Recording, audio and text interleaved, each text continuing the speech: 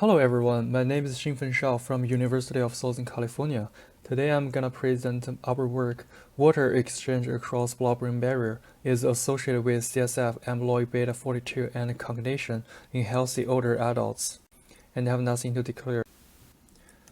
And Alzheimer's disease is an irreversible and progressive brain disorder, which is the most common cause of dementia and the sixth leading cause of death in the United States. So in the cellular or neuronal level, the AD is caused by the beta amyloid plaques and or the neurofibrillary tangles in the neurons. And there are also other vascular factors.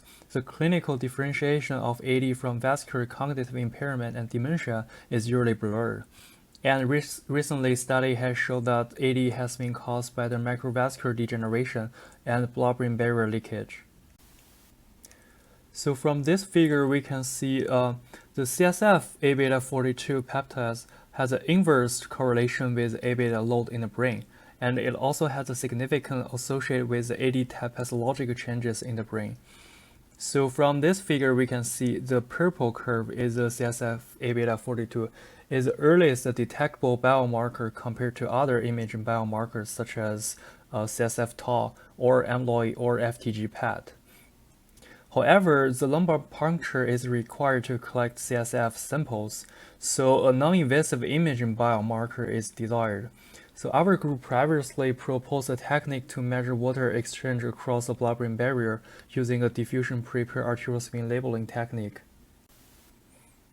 So here's a diagram of the structures of the blood-brain barrier, which has multiple layers. It's starting with the tight junctions of the endothelial cells, and then covered by the parasites, and an outer layer of the astrocytes and feet. So actually water exchange across the blood-brain barrier is not free diffusion, but actually through this water channel called aquaporin 4. And recently study has shown that AQP4, loss of AQP4 happens with aging, and the AQP4 deficiency has been associated with a reduction in the glymphatic function, and also decrease in the amyloid beta clearance rate.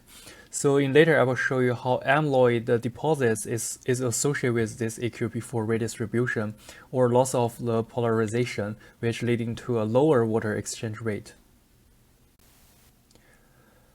So here it shows actually AQP4 mediates the waste clearance through the glymphatic function in the upper row in a healthy brain. AQP4 is mainly expressed on the astrocyte and feet, and it linearly aligns on the vessel. So the CSF carries the blood waste through the periarterial space and into the brain parenchyma, and then goes into the veins.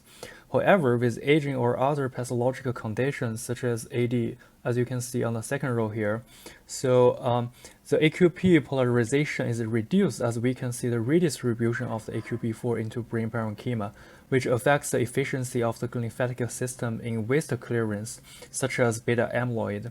And accumulation of this beta amyloid is a hallmark of AD.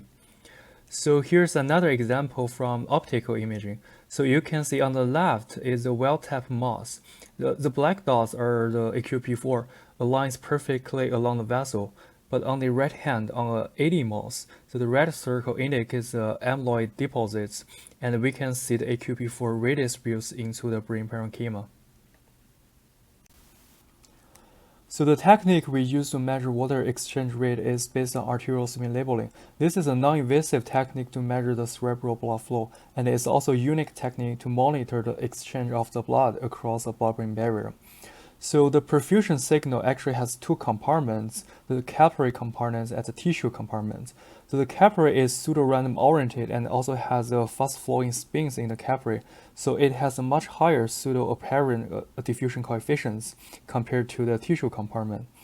So to quantify the water exchange rate across the BBB KW, we use a single-pass approximation model.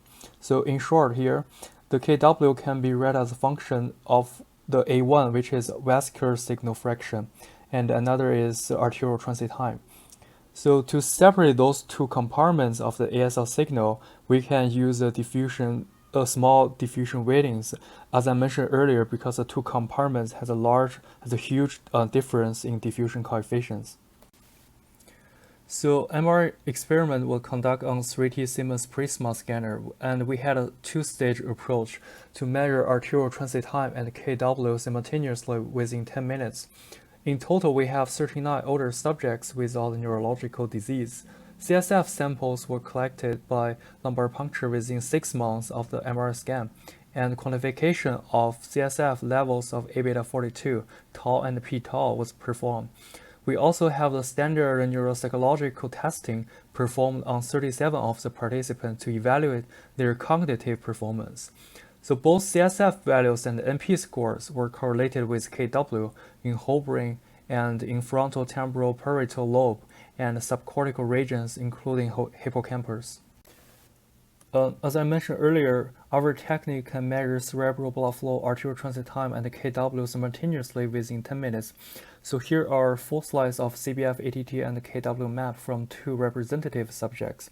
So on the left hand, so the KW of this subject is relatively lower, about 80 per minute, and also has a relative lower CSF Aβ42 level.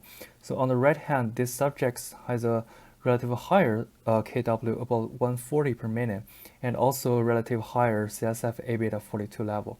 So a higher KW means higher water exchange rate, which may indicate faster clearance rate of the brain waves, or we can expect a higher Aβ42 in the CSF.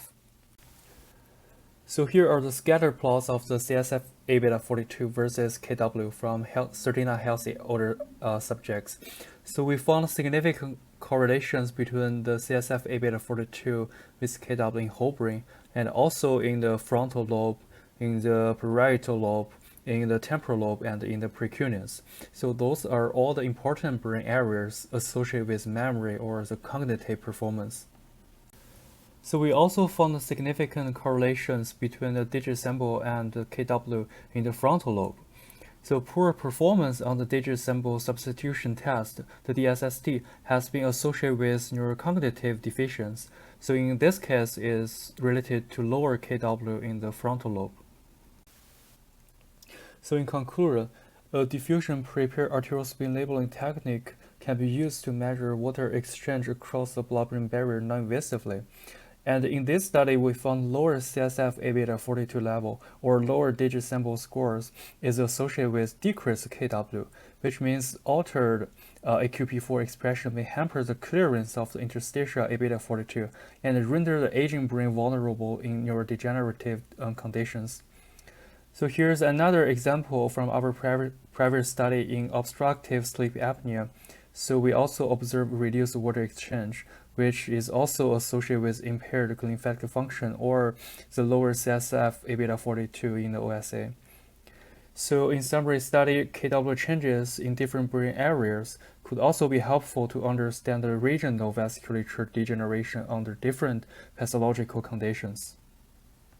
So alright, I'd like to thank my colleagues in USC and Dr. Brian Gold from University of Kentucky and also Dr. Keith Lawrence from Western University. And thanks NIH for their funding support and Siemens for their technical support. Thanks for your attention.